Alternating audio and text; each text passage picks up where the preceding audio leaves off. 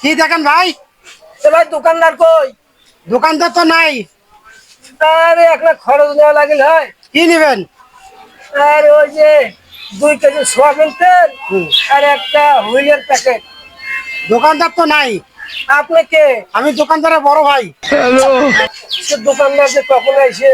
তাহলে আপনি 500 টাকা দেন। 500 টাকা দেবো? 350 আর 150। 500 টাকা দেন। এই নেন। আপনি থাকেন, আমি গোডাউন থেকে নিয়ে আসতেছি। আচ্ছা যান।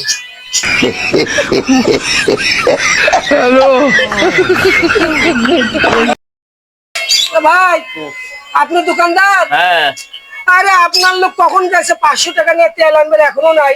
কোনটা ফিরে আমার লোক? ওই যে আপনার বলে বড় ভাই। কোন আমার বড় ভাই? এ তো নাই।